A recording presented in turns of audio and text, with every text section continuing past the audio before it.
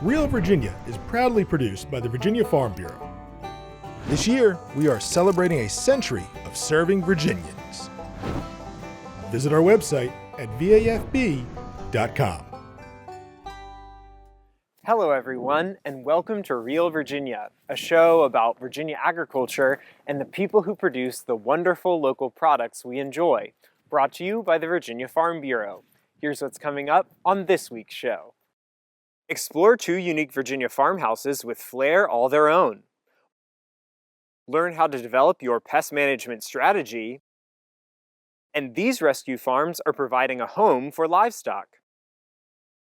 Home will always be Virginia, between the Blue Ridge and Chesapeake Bay, Atlantic to Appalachia, home in my heart always. Welcome back to Real Virginia, everyone. This week we're in Cumberland County at Oakland Farm, where Bill and Stephanie Ozel raise beef cattle and timber. We'll learn more about this beautiful farmhouse later in the episode. But first, from pigs to people, rescue farms are helping everyone live out their best life. Mike Voyak has more on how they're making a difference. Rescue farms provide a home and the care needed for a variety of animals that need special care or just need a home. Virginia rescue farms have been meeting the challenge to support our barnyard buddies. We got to see firsthand the difference that these farms are making in the lives of animals and people. Welcome to Loving Acres. My name is Rachel Loving. This is our farm rescue. It just kind of happened. Pig fell off a truck and needed a place to live. And well, sure, he needed a friend. So then there was a 3-legged goat that needed a place to live that was thrown. So we took care of that. And so we just kind of take in all the wayward animals that need places to live. We love special needs animals. We have a couple of sheep that have a brittle bone disease. We've got sheep with rods in their legs, and they all live a fine, wonderful life. Just a matter of, getting them fixed up and going. We've had sheep in wheelchairs, sheep that we've carried in. The joy for Rachel Loving comes from the day-to-day work and being able to witness these animals live a full life. I'm happy if I'm sad, if it's raining, if it's the sun shining, it makes no difference. I still know if I'm having a down day, I can still go outside. I have no choice but to go out, and I've got to take care of the animals. And so it's given me a real sense of caretaking. I can take care of these guys and accomplishment. But to be perfectly honest, they all say thank you. They just don't, they don't say thank you. But just by living out their lives and being happy, there's nothing that makes me happier. Along with helping the animals, these farms give the opportunity for people to learn as well. Yeah, so it's a teaching thing too. And the more you teach, the more compassion people will have. Hopefully, at least that's the plan, is teach kids all the way up to, learn how to be compassionate with these animals. And Brianna Merrill of Shoefly Farms shares the same passion of helping animals and her community. Well, Shoefly Farm, I'd say our overall mission, we talk about healing and happiness, not just for animals that we rescue, but for our community. We are big about having our community be involved. We invite them here on a regular basis for free. We have events here all the time because we love to have our community get involved, fall in love with, and experience what it's like to be with these animals. It's all about healing the animals, and then in turn healing members of our community who benefit from just time on the farm and time with the animals. It's really unique. It's very special. While the work is rewarding, it is still an expensive endeavor. So these farms operate as nonprofits, seeking donations as well as hosting events and fundraisers. We formed a 501c3 so that we could solicit and take donations that would then benefit the donator with tax benefits. And so that is how we fund everything. But our main moneymaker, how we bring money into to help all of this and fund it, is our public offerings. So we are open April through December to the public. Most of the time it's for free farm visits where people can come to our farm, visit for free. But then we do horse rides, hay rides, things that they can purchase, and then that money goes to the care, feed, and operation of the animals here.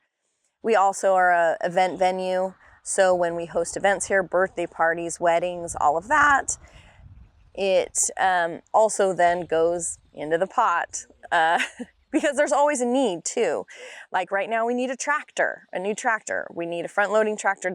We're putting up more fencing. There's just always a need. Support your local sanctuaries if you can, not necessarily just Loving Acres, but there are, when I took in a cat, one day we took in a kitten that was thrown out the window, people were more than willing to help us and donate, which is wonderful because there are a lot of rescues that need it. Cat rescues need it, dog rescues need it. Along with funding, these farms are always looking for volunteers to pitch in and help out.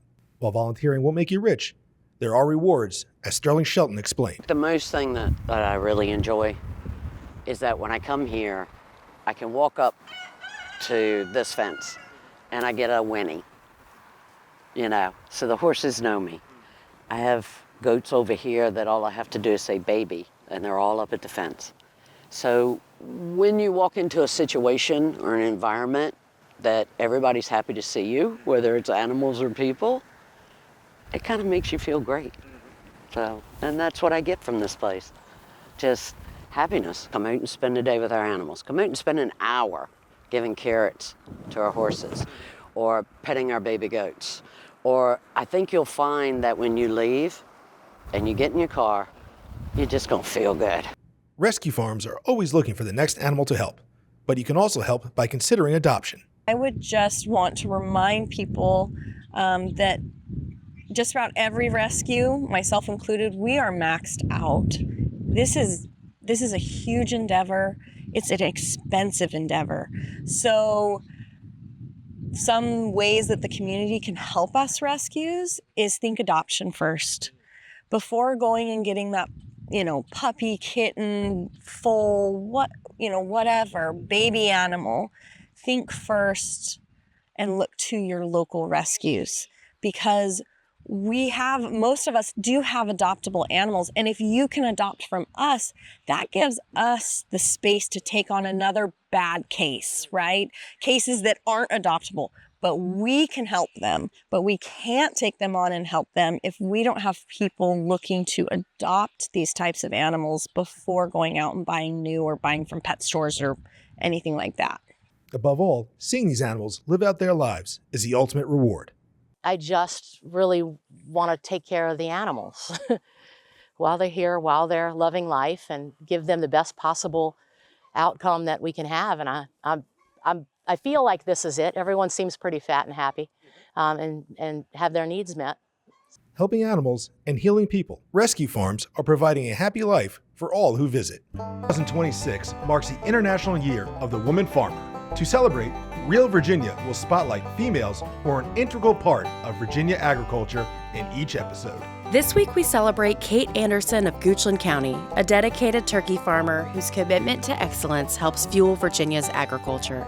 At Pineview Farm, Anderson works every day to raise healthy, high-quality birds while taking care of the land and supporting her community. As a valued member of the Goochland County Farm Bureau Board, she brings a farmer's voice to leadership, advocating for farmers and shaping the future of local agriculture. Her hard work and passion reflect the strength of women in agriculture, ensuring that Virginia remains a leader in production, innovation, and community stewardship. We're proud to spotlight Kate Anderson as part of our International Year of the Woman Farmer series. Spring means the start of outdoor gardening season, with all types of plants springing to life.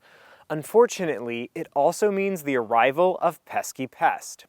Ed Olson with Virginia Cooperative Extension shows us how to control them using integrated pest management from the ground up.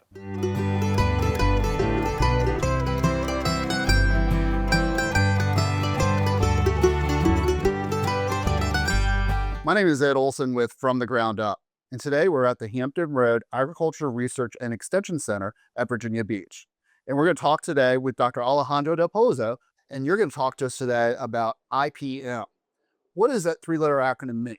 Ooh, it's just such a beautiful acronym. Integrated Pest Management means everything. Means you'll be successful to get your tomatoes to your salad.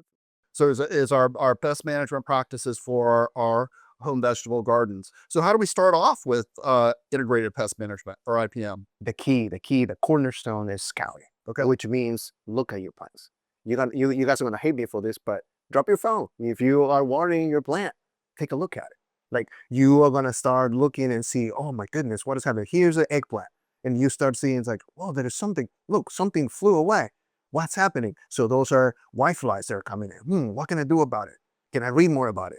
Well, don't go with Dr. Google. You have a beautiful Virginia Carpenter Extension resources that can help you. You're assessing what's happening with the plant, color, health. What is it? And then you start looking into that, right? So that could be the idea. Start with scouting. Okay. You mentioned whiteflies on eggplant. Is it beneficial to learn kind of what are the common pests for the plants that you're growing? Absolutely, absolutely. I think what happened is if you have a specific species, in this case, eggplants, what are other pests that could be going after the eggplants? Caterpillars, aphids. Like if you can do your own little list of what could you be looking for and familiarize with photos, and that will be really helpful for the scouting. Absolutely. So once we've done our scouting and we've properly identified our pest problem, then what's the next step? I think the next step will be to trying to do something about it, right? So in this in many cases, you are really tempted to go to a hardware store and go and get, that bottle from the shelf. Can we stop before that and say, well, can I do something about it? All right, let's talk about caterpillars. How about, you get your kids $1 for a caterpillar and make it a family activity. Even you are there. You're trying to space out a little bit and de-stress, decompress. You can start picking caterpillars. All right. You can prepare a soapy water solution. You start drowning them there. Okay. And then after that, you can even put it into your compost pile. As simple as removing the pest can help you. I don't have too many plants. I have 3, 5 beds and I won't be able to do it by hand. Well, bring a shop vacuum. Put the soapy water in the bottom, right? Yeah. And then you start shopping and then vacuum them out. And then you can finish in a couple hours. So what about attacking beneficials to your garden? I think that will be phenomenal if we as a homeowners and gardeners can start thinking about landscaping of those beds. Okay. When you want to bring the flowers, you can have them for your table set, right? You can harvest the flowers, but the flowers will be the ones attracting the beneficials. White flowers will bring hoverflies. They're really attracted to those white flowers, like sweet alyssum, for example, or cilantro. When you left some of those flower, but also cosmos, even marigold can help you deter some of those and can bring those beneficials with those flowers. So we can garden to bring in the good bugs, yes, to take care of the bad bugs. Yes. Can I buy in yes. good bugs? Yes, yes. So the beneficial insects, aka the predators and parasitoids, can be bought, but please be mindful about it. You buy a lady beetle, adult with wings, when you place it in there, the beetle is going to go out and away, right? So the idea, my suggestion will be to use immatures, so eggs and larvae. And when you do that, they can come and you can bring them into an inner material. This one is rice hulls, HULL. And those rice hulls, you mix it, and then you do the salt and pepper method, right? And you can start shaking, and you can release it because you will have the beneficials, the predators in here as immatures, and then you're going to be releasing into your plant, and they're going to close, and they're going to start looking for those things, which are the pests, the ones that are feeding on your plants, and we don't want them there. The last tool in the toolbox for IPM is chemical use. Are there some better chemicals to use than others? Well, that is a really key question because we can start with mechanical, we can add physical and exclusion. Okay. Roll covers, for example, we were talking about roll covers. Roll cover is a great idea to do those if you can afford it. So basically you are keeping everything inside and the insects will not come, right? So you start building that IPM program with something that it's exclusion, cultural, maybe good irrigation, good fertilization, and then beneficials and bringing the flowers in it. But yes, it is likely that you might need something. Maybe you want to start with, soaps, oils, and then work your way to organic certified pesticides that you can be using in your gardens as well. So Alejandro, you just mentioned culture, and that could be part of an integrated pest management program? Absolutely. I think the health of the plant, you changing some things. We talked about exclusion with the physical exclusion, but also planting time, knowing what you're going to do, have you plant healthy with watering, with the right nutrients, the right mixing. When you creating your bed, you want to have, all of that. That, keep it in mind, will help you establish those pillars for IPL. Alejandro, thank you so much for taking your time today and talking to us about integrated pest management in the home vegetable garden. My pleasure. Happy to be here. For more information about integrated pest management and taking care of pests on your vegetables, call your local extension office and talk to a master gardener. For From the Ground Up, I'm Ed Olson. See you next time. Looking for a new take on tacos? Chef Tammy shows us how to make a taco pie that's easy to bake and neat to eat in the heart of the home.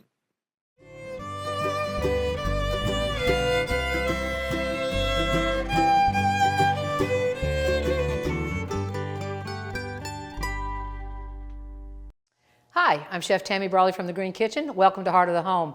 Today I'm going to show you guys what I think is a delicious recipe. We're going to make a taco pie. So instead of your standard hard shell tacos, we're going to actually make it into a pie. We're going to start with our crust. We've got 2.5 cups of flour in our food processor. We've got some baking powder and salt. We're going to add that.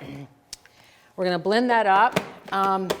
If you don't have a food processor and you have a pastry blender or 2 forks to blend in the butter, you can certainly do that. So we've got a lot of butter here that we're going to be adding through our feed tube. Just going to get that nice and blended. You really do want cold butter as well. It's about 5.5 tablespoons or so. And we're going to blend in about 1/2 cup or so of milk. We're waiting for the dough to come away from the food processor blade. And it is actually the dough blade that I'm using, not the cutting blade. And then after it does blend, we're going to put it into our pie shell, and we're going to put it into the refrigerator for at least 45 minutes, usually a little bit longer, to be honest. I'm just going to grab a spoon here and get back in here. This also, now that I'm in here, it feels a little dry to me. I'm actually just going to get a little bit of water.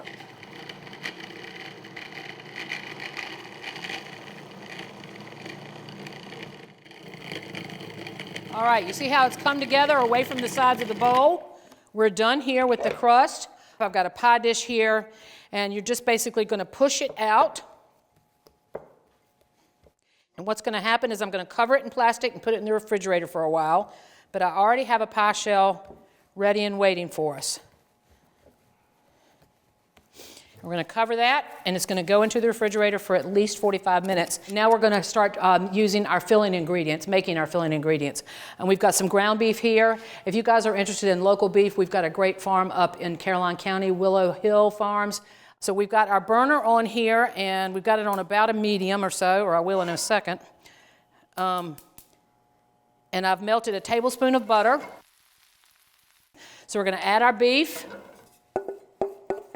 It'll start sizzling any moment now. Now, one of the things I love to use when I'm breaking up any sort of beef or turkey or anything in the pan is I love to use this little tool called a slaw cutter. Browning the beef will take about 5 minutes or so. Okay, our beef is browned. We're not looking for it to get crispy or anything, and it is going to continue to cook while it's in the oven. The beef itself rendered the fat in addition to that little bit of butter we used.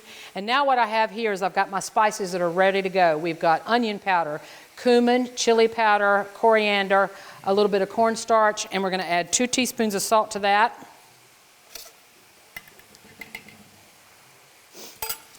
I'm going to whisk that up. So we're going to add our spices to our ground beef mixture. We're going to stir that around.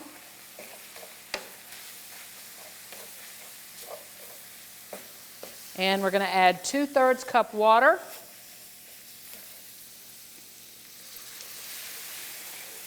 And I have my oven on 350 degrees bake, and it's going to go into the oven in a few moments for about 45 minutes. What we have is about 4 ounces or so of grated cheddar cheese. I've got a cup and a quarter of sour cream and a couple tablespoons of mayonnaise. We're going to add all that together.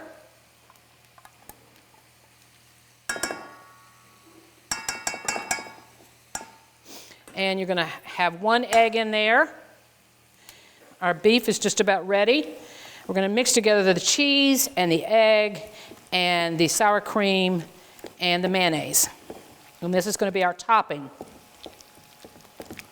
And add my filling to my pie shell.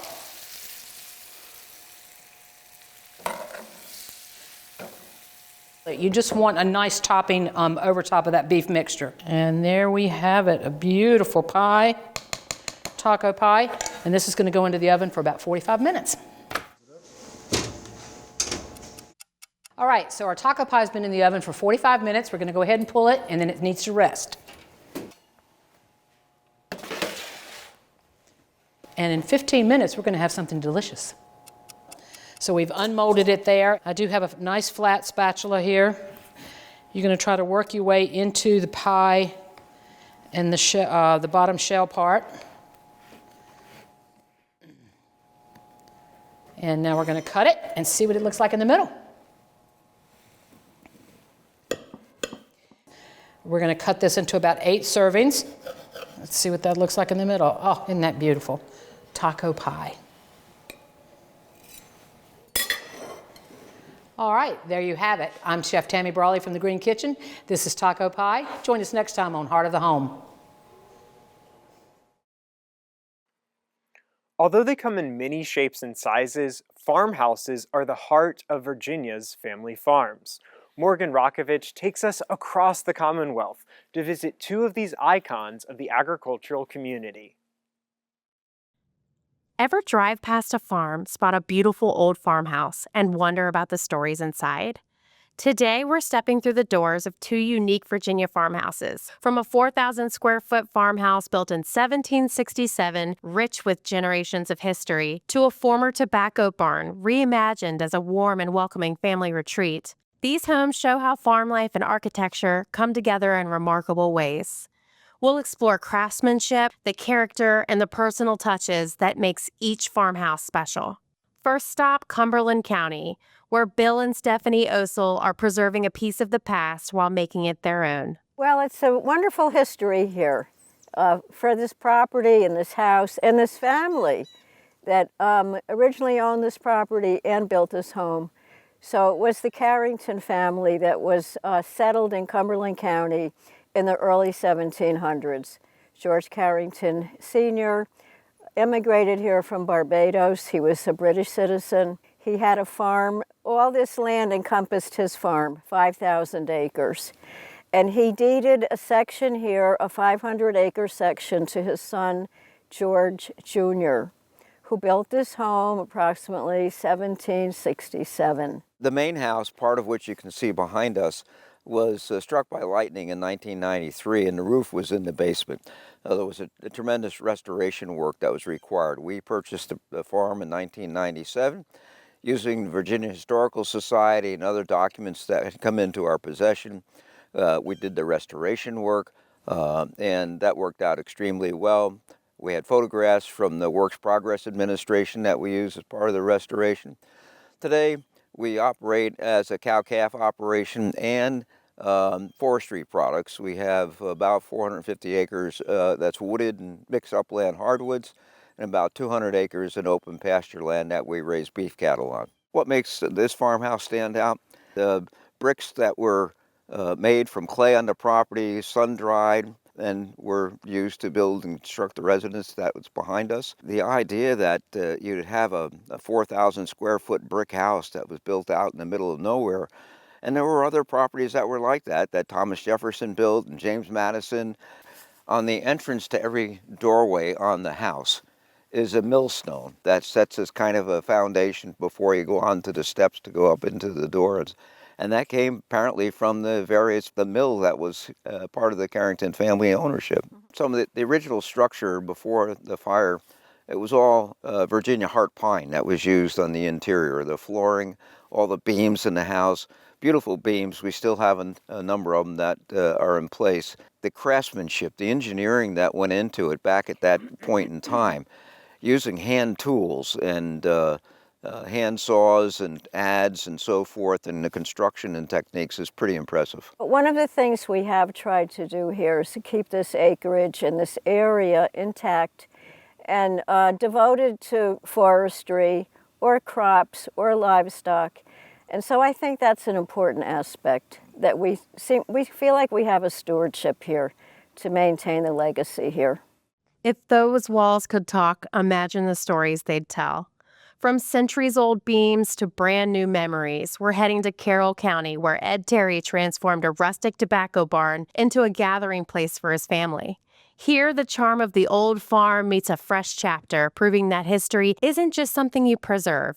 It's something you continue to build. We took down a tobacco barn in North Carolina and brought it back up here and repurposed it for this house. And I started that project in 2006 and completed it in 2011, doing 90% of the work myself.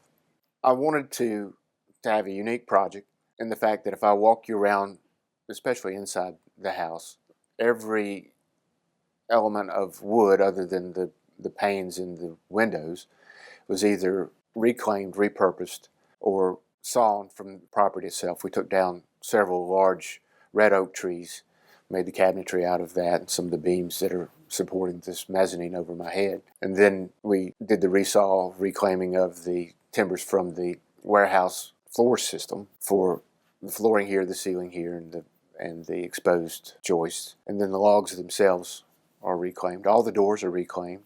The property that my father owns was the family farm, joins this property, and I was raised here. And we had a part-time beef cattle operation. My father was a vocational director for Carroll County Public Schools, and we raised beef cattle. And I was fortunate enough, he had foresight. I bought 20 heifers when I was 16 or 17, and a bull, and we subsidized the income from that to help me get through Virginia Tech. I hope for the future of this house that my family will cherish it and continue to use it. As far as what I'm most proud of in the whole project is being able to tell you that I did 90% of it myself.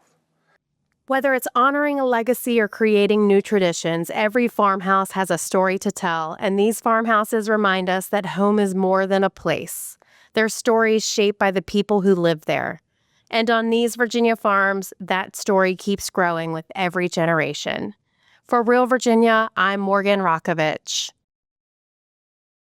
We're so glad you could join us to celebrate all the bounty Virginia has to offer. From your kitchen to the home and garden to our beautiful wide open spaces, we're proud to say that this is Real Virginia. For everyone from the Virginia Farm Bureau, thanks for watching. Make it a great week. Home will always be Virginia, between the Blue Ridge and Chesapeake Bay.